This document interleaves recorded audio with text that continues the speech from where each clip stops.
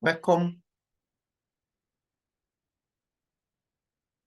Welcome back to another edition of the virtual reading of the Tale of Hexagon City with the author, King Ayoola. We stopped at chapter 8, where the reign of King Ayoola started. What happened next? Was Ayoola able to sustain his reign? Was he able to do well? Meet me while we read together virtually on the Tale of Hexagon City. The king took bold steps to address crime issues in the city. He enjoined those carrying arms and disrupting the peace of the city to surrender their arms. He granted them a royal pardon. He warned all the factional groups, the complex boys, rational group, irrational boys, integer boys, and other non-prominent groups troubling the city to desist after granting them a royal pardon. To ensure the proper security of lives and properties, as a computer scientist, the king ordered the installation of closed-circuit television cameras across the city. He empowered the palace guards to work effectively for adequate security with modern security gadgets. The king invited some women, Ajayi, who had left the royal council of King Ilori, Agnes, another vibrant woman who was once nominated by the women folk to contest against King Ilori, and Erakweme, to join his royal council. Ajayi was appointed to handle the finances of the city, while Agnes was in charge of women matters in the city. Meanwhile, Erakweme was appointed to handle the city education. These three women who were added to the royal council brought a remarkable difference to King Ayola's kingdom. After 100 days of the reign of King Ayoola, the city began to change for the better.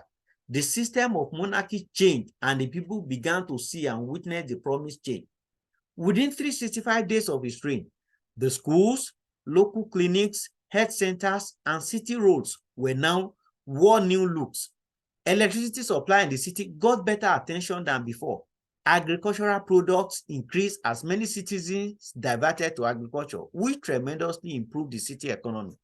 This great news attracted some of the children of the city who had left during the popular Jacobean process to return to Hexagon City. Other citizens of other cities decided to come down to invest in Hexagon City. Hexagon City was becoming a paradise. Lost peace was restored, and new businesses were started. People were rejoicing as the city money that had lost value compared to monies of other highly ranked cities in the real world appreciated in value, so that the economy began to boom again. The palace guards were fully on duty and were on top of the situation at all times in the city. All cases of crimes were curbed in a timely manner, as technology was deployed to fight crime through the experience of the king. The king himself was happy about this development, as he was fully in charge. In the third year of the king, his mother came to him one day and said, "Remember your watchword. All shall be well again. You have started making the city to be great, and the city will be great and greater, I pray." The king appreciated his mother's support and encouragement. With the improved facilities in the local clinics and hospitals, few cases of diseases were recorded. These were properly handled by the city doctors. Cleanliness became the order of the day, as the city was adjudged the neatest in the city region.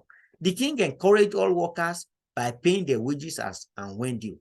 The king operated open leadership.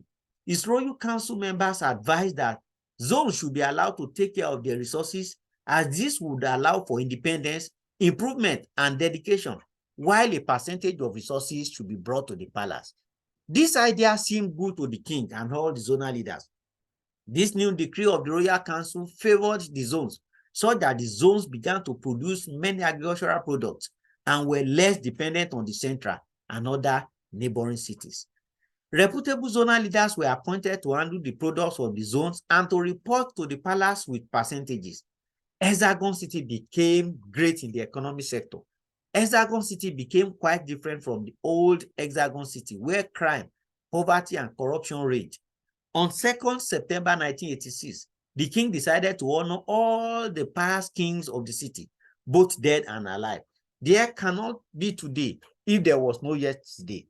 I cannot be here today on the throne if there were no past kings who have laid foundations which I have worked on or restructured, resulting in what we have today. We have a future and we are not yet there. We must all work together to make Hexagon City great again. King Ayoola remarked at the event of royal honor done on past kings.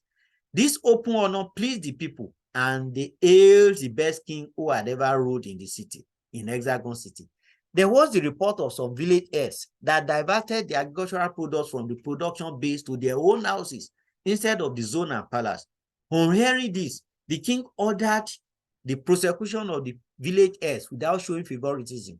The people of the city were happy with the development, promptness, and impartiality of the king. Similarly, a case of 10 senior citizens who slumped and died at the center, where they used to get their stipends in the city, was reported to the king. The king was moved and ordered the conventional process of stipends payments to be stopped. He immediately appointed another energetic young man called Yakusak to take up the responsibility of the wages of the senior citizens. Henceforth, all senior citizens should be given 50% of their wages savings for their stipends a year before leaving the city farmland, and half of the year remaining 50% when leaving the city farmland. The rest, which is 25%, should then be subsequently paid to them on periodic basis immediately after leaving the city farmland. King Ayoola decreed. This decree was lauded by the senior citizens and other workers still farming in the city farmland. After the third year of the reign of King Ayoola, he reminded his council of his time on the throne. Whatever has a beginning must have an end. In a year's time, I will leave the throne for another king to rule our dear city. I know you are all happy with the development in our city, and I'm sure we will not be pleased to return to the dark ages. Please look inward among you and see a better replacement for me, who can ascend the throne of our fathers, the king declared. Oyadare, one of the royal council members, replied, long live your highness. We wish our constitution is changed because of you, so that you continue to reign.